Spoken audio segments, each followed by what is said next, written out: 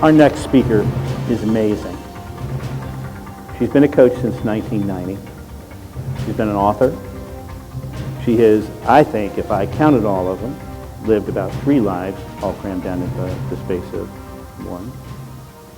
And she became aware of the fact that the distance between the head and the heart is approximately 18 inches. And she made the choice a long time ago to spend her work shortening that distance. Please welcome Rhona Post.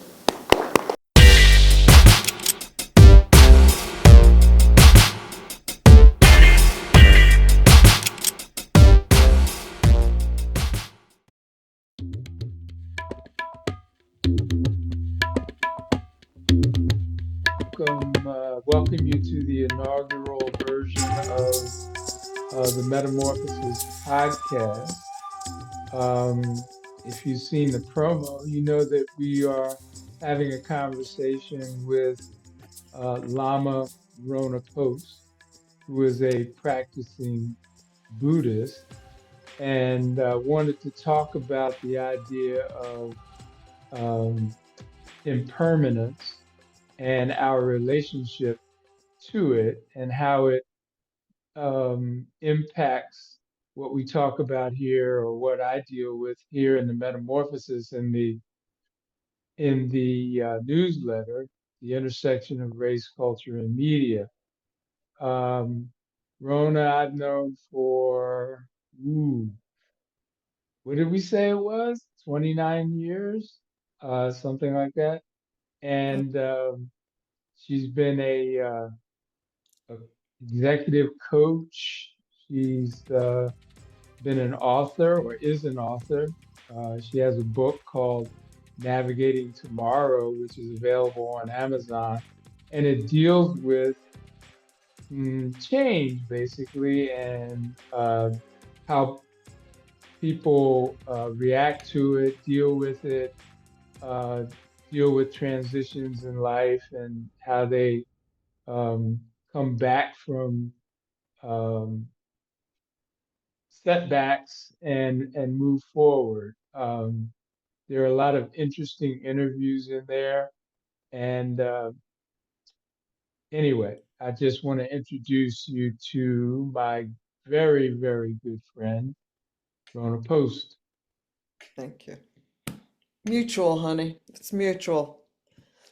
So why don't you talk a little bit about, or give people who are not familiar with the whole Buddhist thing, a little Cliff Notes version. I'll try. But once we start talking, us Buddhists, we can just keep going. We're like a flow of water. But let me just start by saying that we as human beings are already used to change, meaning every one of us has been like a little goober, like a little kid, and then an adolescent, and then a teenager, and then a young person. We got the right to vote or go fight in wars. And then we went to school and we changed again. I mean, we have been changing since we came out of the hopper, like since birth, and we changed even in the womb. So I want to say up front, whether we like it or we don't like it, whatever the view is about it, we're actually more attuned to it than we give ourselves credit for. Our hair changes, the texture of our hair changes. Like I wear glasses now, so do you. So I Mhm. want to start with that change is just part of the deal of life. Entropy. It's just, it's just the way it is. And yet, and yet, uh, my primary teacher, Michael Gregory, he used to say, things change, we don't like it, we take it personally, and then we suffer. That's a Buddhist view. Things change, which we already agreed to. Things just keep changing, like our cars, our bodies, our relationships. We don't like it. We take it personally. We think it's happening to us. And either somebody did it to us or the world out there is doing it to us. Like we don't have any, I don't want to say free will, but we don't have any choice about it. And then we suffer. And suffering is one of the legs in I call it a three-legged stool that the Buddha taught. And I don't really want to say a lot about suffering, although it is the source from which we begin our Buddhist training. Many of us just don't, and it relates to change because it's suffering, impermanence, and non-self, the non-ego, non-egoic self, or self-cherishing. Those are the three legs of this stool. So if we start with suffering, and I already said that Michael taught us that things change. We don't like it, we take it personally, and then we suffer. So what are we So talking? it's really about our view. Exactly. It's all about our Mhm. view. Things are Okay. just changing all the time. You buy flowers, you bring them home. 3 days later, they're like fully bloomed and ready to go. Mm-hmm. It's just all around us all the time. And for some reason, we think we can alter this. We get in the middle of everything and try to like keep it the way it was. Like if I could keep this kid the way he was when he was 5, or I could keep this relationship the way it was in the honeymoon phase, or if I could keep, oh, I don't even know. I don't want to get into politics, but I mean, the media has changed. How we Mm. report, what we report, the Sure. many Social media is now, all the rage. It's everybody is on their computer, their iPhone, or Android phone, their Galaxy phone, or whatever it might be. So it's it's it's all about, where we get our information, how we get our information, and it comes more about, in my view, more about separating the wheat from the chaff. What is it? What information do we really need? As opposed to information that is just coming by and we grab onto something and try to hold on to it. I think isn't there a Buddhist term that goes something like you can't step into the same um, river place in the ice, river, because the river is always flowing. You can't step in the same place twice.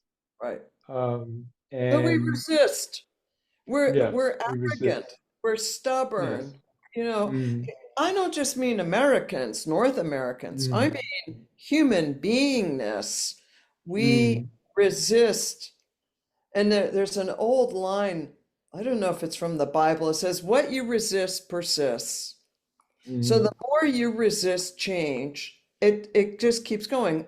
I'm not in control. And I think that's the hardest thing for any of us to acknowledge is we're not really in control of anything, but we do try to control our relationships, what we eat, what we read, what we drive, all this stuff. And it's a false God that we pray to. It is just change. That's what the Buddha said. It's just change.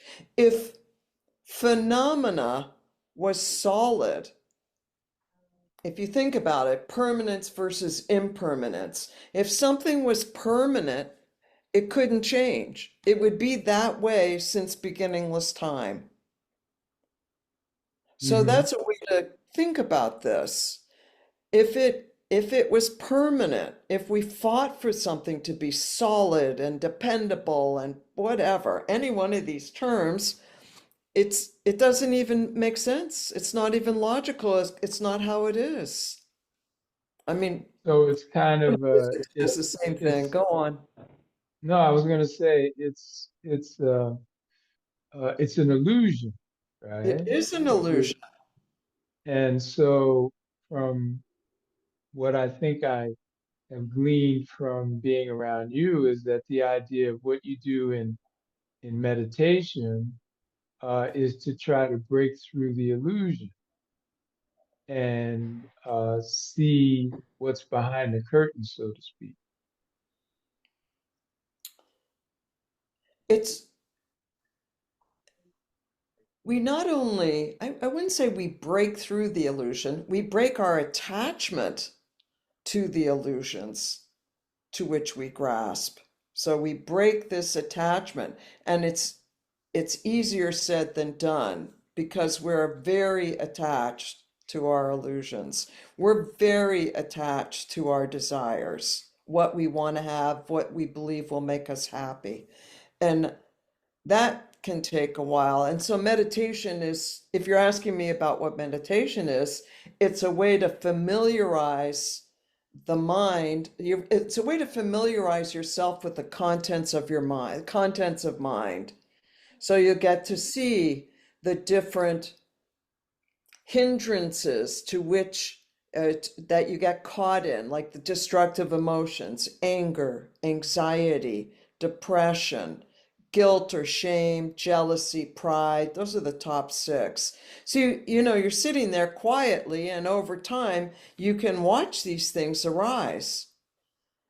And the better and the more skillful you become not getting involved with your thoughts and your emotions, the more content you become. The more content you become, the less willing you are to fight with others, to fight with yourself,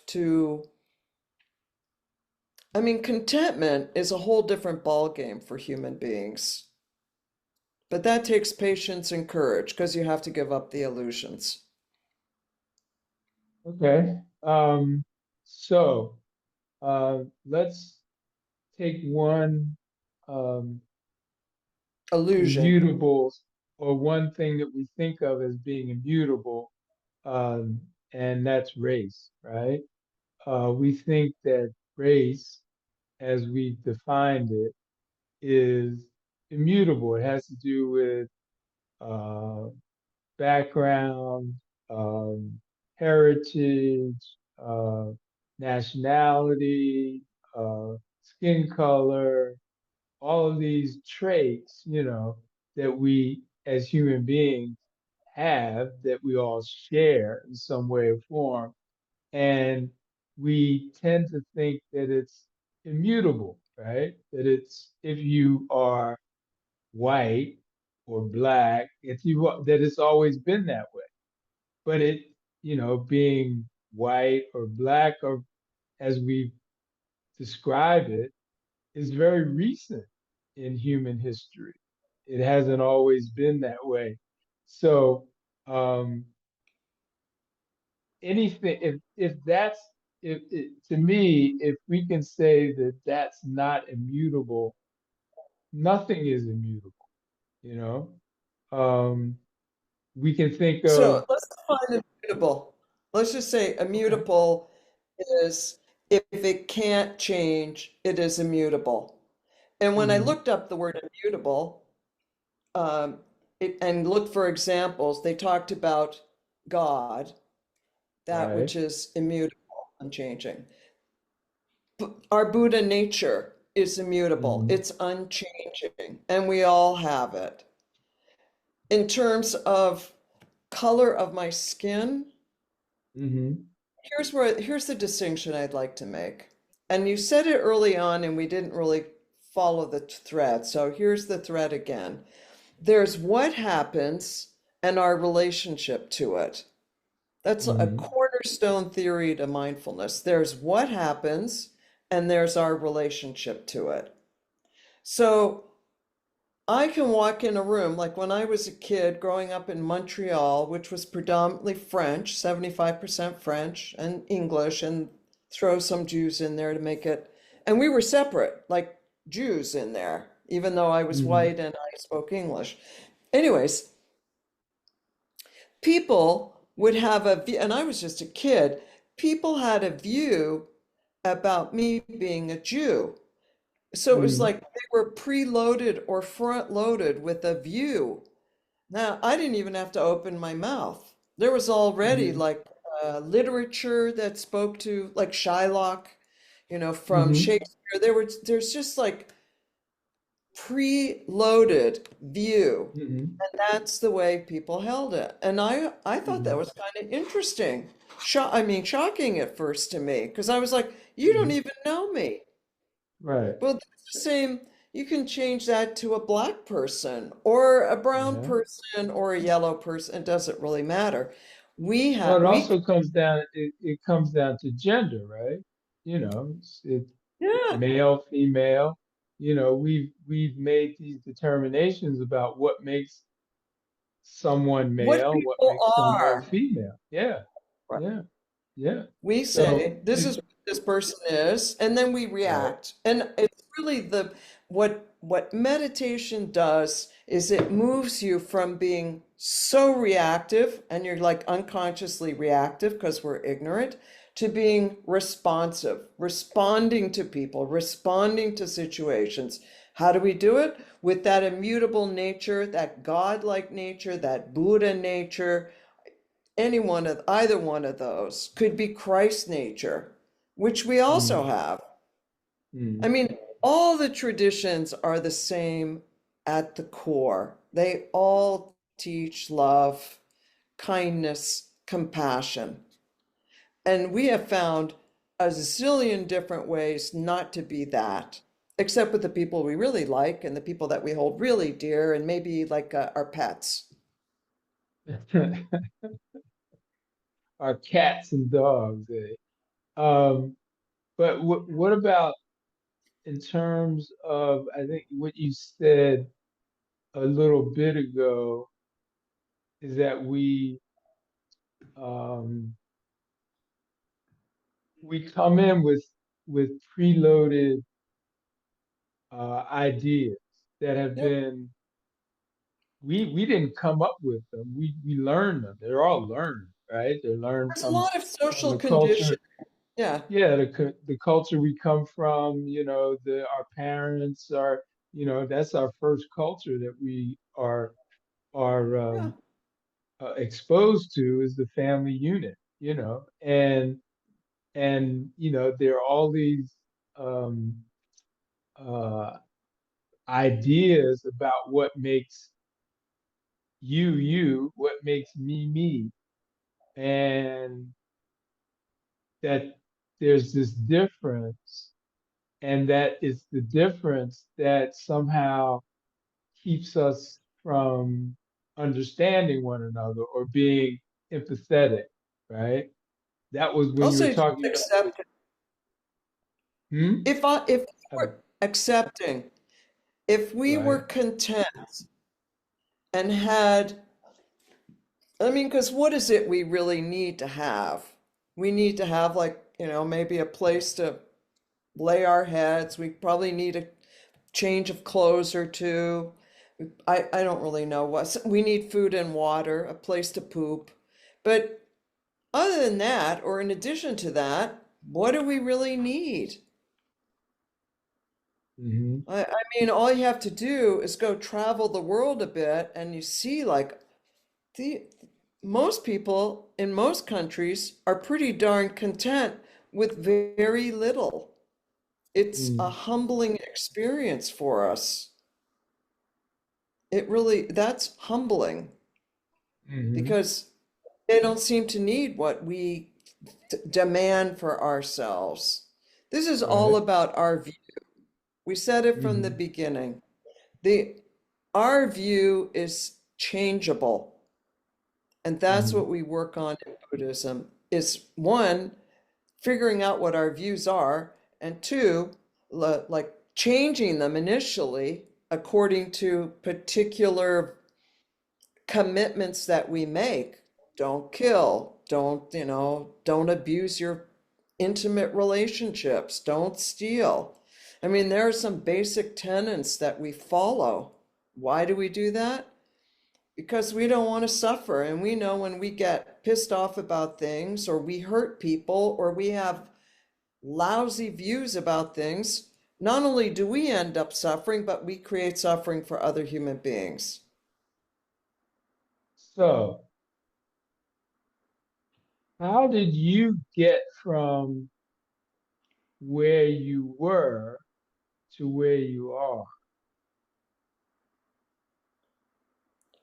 You mean the short version or the long version? Short version, short version, short version. How did I get, how did I get from where I was to where I am now? Are you talking about uh like the Buddhist path? I mean, I've always been a Yeah, yeah, spiritual. yeah. I know you've always been sort of a seeker, and I imagine there are other people watching or listening who are kind of seekers. You know, I would hope that that's why people read the newsletter or tune into the podcast because they're looking for or they're open to other modes of thinking, experiencing life as we know it.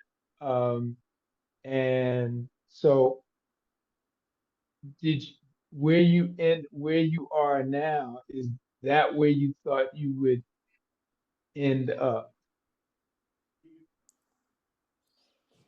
uh I don't know. I never really gave it much thought. I just um I've always valued peace and I've always Hmm. valued freedom.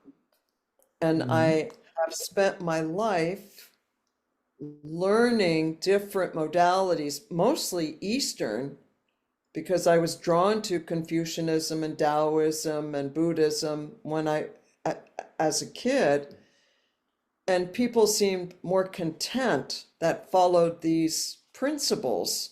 It's not a religion, it's like principles, ways to live in the world. Um,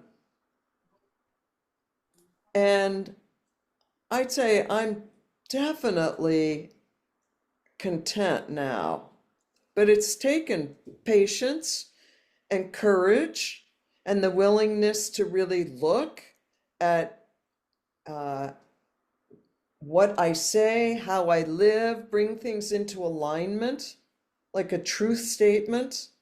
What do I stand for? And if I say this is what I stand for, do my actions, does my thought, speech, and actions match up with that truth statement? And if it does, great. And if it doesn't, are we willing to correct it? And most people are like, whatever, I'm too busy, or I'm too this, or I can't be bothered, or I don't really give a shit. This is not for everybody because it means you have to look at your conduct, you have to look at yourself. And most of us are like, we don't want to do that. Who the heck knows what's going on down in there somewhere? Well, you did a program some Hold years on, I'm just ago. gonna pull this down. All right, sorry.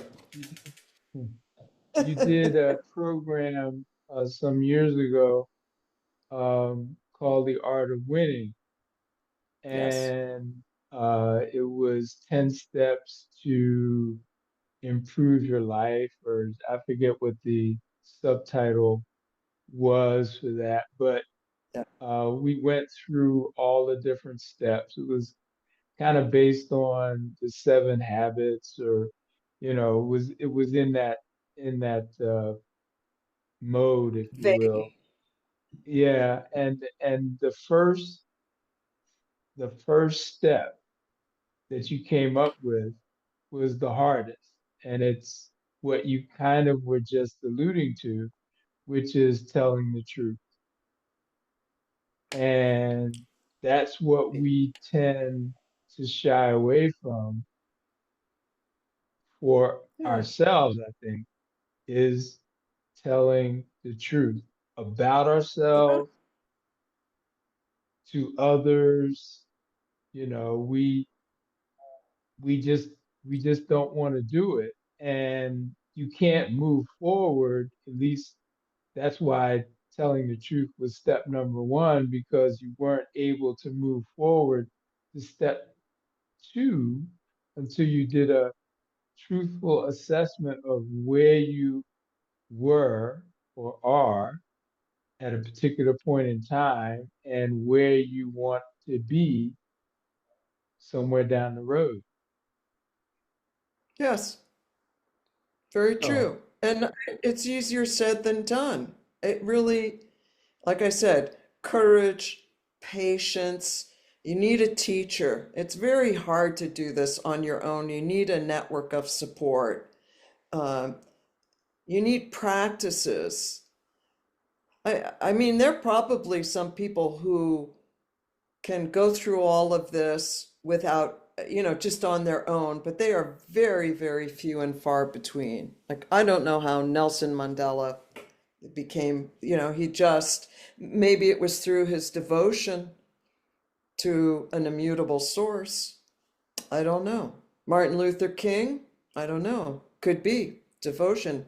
I've never had the opportunity to have conversations with them, but they are great role models. They did face their demons. They did face their fears, and they kept coming back to what that truth statement was for them, for each one, if you read their biographies. So I think it does take balls. Sorry, guts. what is it that you what you used to say and what I had adopted at some point was, in a world full of In a world caterpillars, full of caterpillars, it takes it takes balls to be balls a to be a butterfly. yeah. So why don't we, on that note, uh, say thank you to Lama Rhona Post for being with us on our inaugural podcast, The Metamorphosis. Hopefully, you will join us again. Found this conversation enlightening and interesting, and I hope you'll subscribe to the newsletter, to the podcast. Information is available on the website, on the YouTube channel. You can find us on Spotify and Substack. And thank you very much.